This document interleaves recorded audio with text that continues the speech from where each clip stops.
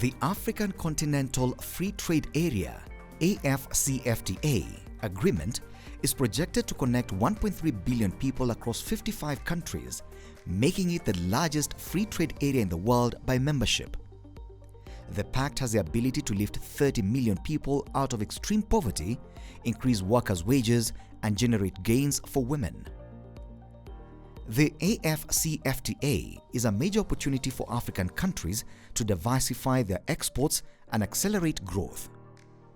This is especially important in the context of the COVID-19 pandemic, which has disrupted trade and triggered up to $79 billion in output losses for 2020 in Africa alone. Achieving this will depend on putting in place significant policy reforms and trade facilitation measures. The AfCFTA emphasizes the following between the member states that have ratified the agreement. 1. Reduction of tariffs and non-tariff barriers. 2. Facilitation of free movement of people and labor. 3. Right of residence. 4. Right of establishment. And 5. Investment.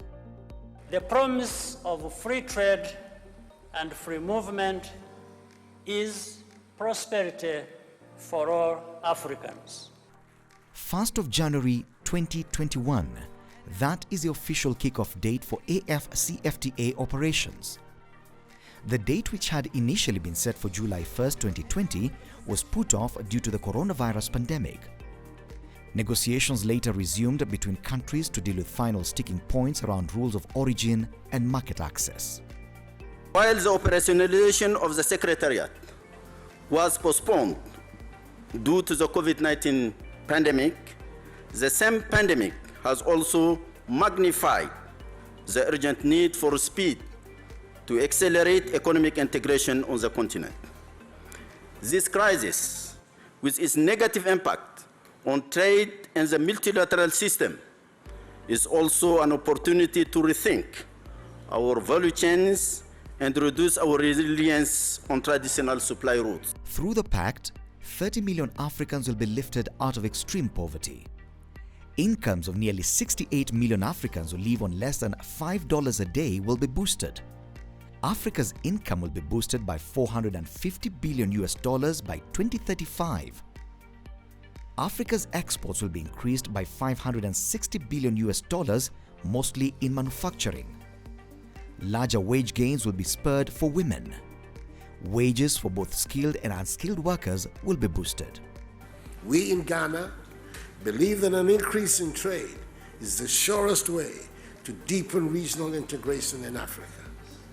It will mean a rapid increase in the exchange of agricultural, industrial, financial, scientific, and technological products. West Africa will see the biggest decline in the number of people living in extreme poverty, a decline of 12 million. Central Africa will see a decline of 9.3 million. Eastern Africa will see a decline of 4.8 million, and Southern Africa 3.9 million. Countries with the highest initial poverty rates will see the biggest declines in poverty. In Guinea-Bissau, for example, the poverty rate will decline from 37.9% to 27.7%.